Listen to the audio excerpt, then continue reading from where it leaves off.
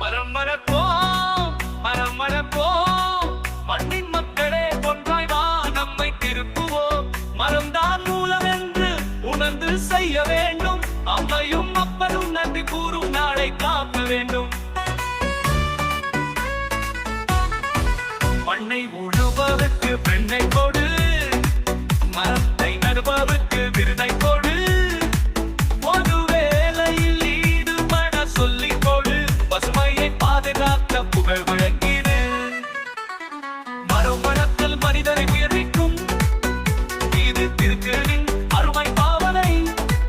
தண்ணீரை சேமிக்க சொல்லிக் கொடு, அவதித்தால் பாலைவனம் என்று அறிவுரை கூறு. தாய் தந்தைக்கு நன்றியாய் செய், அவர்கள் தளர்ந்த பின்னும் நீ உறுதியாய் செய். உனக்காக ஒரு மரம் நட்டு, உன் குடும்பத்திற்காக 10 மரங்களை நட்டு. பிள்ளை பிறந்தாலும் மரம் வை, தேவைத்தாலும் மரம் வை. மகள் முதிர்ந்த பின் மரம் நட்டு, நாட்டுக்காக நாளும் 100 மரங்களை பரவ செய்.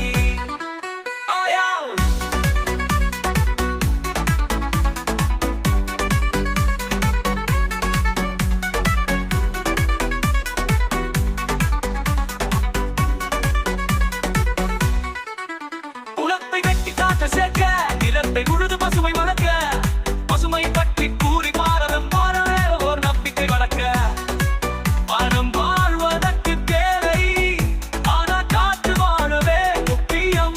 மரங்களே இதற்கு தேவையானதும், இது நம்மை மறந்தால் நாம் பேதை தான் அடைவித்துக் கொள்ளும். இயற்கை கட்ட பைபிள் சொல்லும் புனிதம் உணர்ந்து, நமது பசுமை சுதந்திரத்தை போற்றிட நாம் அனைவரும் முன்னெடுப்போம் முயற்சியை. பூமி தாயை குளிர்விக்க நட்டு, அந்த செடியை மரமாக வளர்த்து, உயிர்த்தாடி காற்று கண்கிடக்கு வாழ்வோம் மரங்களுடன், வாழ்வோம் உண்மையுடன்.